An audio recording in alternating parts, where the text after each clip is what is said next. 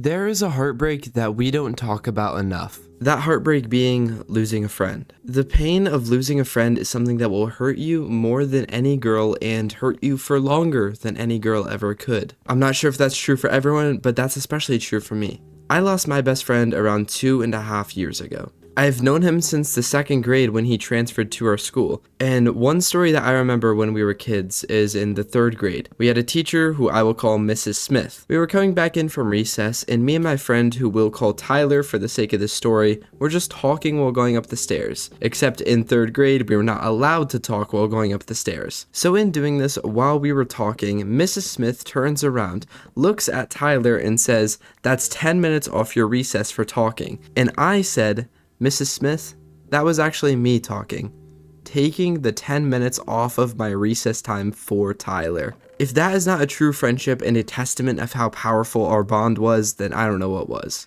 But seriously, that's the earliest story I can remember. And for as long as I remember, me and Tyler were best friends throughout all of school. Elementary school, middle school, and then even during high school and a little bit of college. The main reason we got so close was when I was 15 years old, our sophomore year. Our sophomore year of high school was during COVID, but throughout the first half of the semester, I had a few classes with Tyler, so we would always talk and just always bond. Of course, we've had that friendship for a little now, but it was never to the point of it being a super brotherly bond. We would talk through our classes, and eventually he got me interested in doing the fall play that my school was doing. He was already a part of it, and he convinced me to join it with him. So I ended up doing just that. And in doing this, there was a girl I developed my first ever serious crush on. I'm not gonna go into details about that crush, just know it was a main reason for a lot of what I'm about to get into throughout the rest of this story. For Tyler, at the time, he had a girlfriend of over a year now. So I would always ask him, like, how do I talk to this girl? What do I do? And all the way through this, I slowly started to learn that this girl didn't like me. On top of this, I was very far from all my family and all my other friends. This led me to becoming what I thought was depression at 15 years old. I would do very bad things. I would write suicide notes, I would cut myself, and the whole time I was just basically depressed. I was literally the traditional 15-year-old listening to Juice WRLD in the hallways. And throughout all of this, my best friend Tyler was there for me. Despite how annoying I know I was, I've looked back at the messages in past years. I was so annoying, I don't know how he did it. And the one thing that he helped me with so much was the fact I was never able to tell anyone about it. He was the only one who knew. But once he knew, he told me. He would help me tell my parents. So I remember we came over to my house and he called my mom and dad in. They came in and I sat down and said, "I have to tell you guys something." My dad thought I was going to tell him that I was gay, and he was happy I wasn't gay in the end. But I told him that I had depression. And my parents took this very seriously. And when I say very seriously, guys, it was pretty bad. It was to the point that they took me to therapy, and after that, it only got worse from there. When it got worse from there, I literally had to go to the hospital a few times. But I'm not here to get into that. I'm completely over that now. All that to say though, Tyler was with me through all of this. He was my best friend. He was my rock. He would play video games with me. He would let me hang out at his house. He would help me with schoolwork. He would always talk to me and always make sure I was doing good. Even through all of this, he was struggling with his girlfriend at the time, and it was a lot on him. And I can't believe how much he was there for me looking back on it. This was the year that really just made it sure that we were best friends. We stayed best friends throughout high school and even throughout quarantine. And through junior year, we had AB days, which means I would go to school on A days, he would go to school on B days because of quarantine. But even so, we would always keep in touch and always play games or just talk on the phone, hang out whenever we could. Once senior year rolled back around, we ended up becoming the best of friends again. I would see him in a few of my classes, I would talk to him at lunch, and we would just pal around. That was my best friend. That year was a pretty normal year. It was just me and him, best friends. Until we got to our beach trip. We went to the beach for the first time we've ever gone in our friend group. And during this trip, he was one of the ones who drove. So it was us two and then 6 other guys down there in our friend group. 6 of those guys went out and I stayed behind with him because he had to get on a call or something like that. I mean, we were best friends. We were sleeping in the same room together. Pause, bro. We were sleeping in the same room in different beds because there were 8 guys in one house. But we were roommates and we were just there for each other. And I remember he was talking to a girl after he broke up with his last girlfriend. He was talking to this girl saying how I'm right next to him and I was hearing everything she was saying. And then I said out loud, I'm his best friend, I'm going to find out anyways. And when I said that, Tyler goes, yeah, it's kind of true, I tell him everything.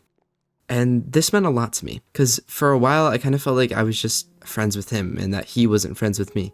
But when he said that, it just certified to me that he was friends with me and we were best friends. Once college rolled around, it only went downhill from there.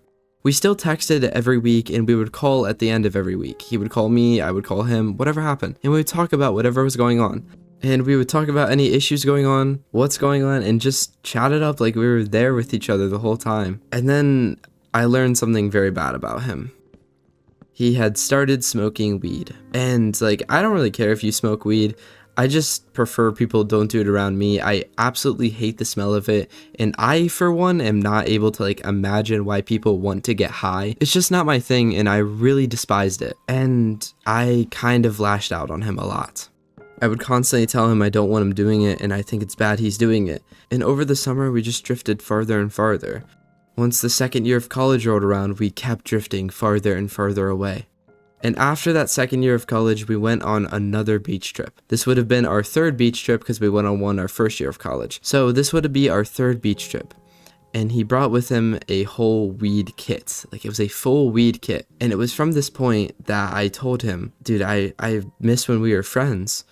Literally, we were on the beach walking down the boardwalk and I pulled him aside, put my arm around him and I said, do you remember how close we used to be? And he said, yeah, I do. And I tried talking to him about my faith in Christianity. I tried telling him I don't want him doing it, that I saw my grandma die to secondhand smoke. So what would actual smoke do to him?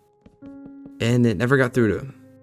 And I understood later that I was a little pushy on him and I felt really bad for it. So months later, after that next year of college, after my third year of college, I reached out to him. And I said I was sorry.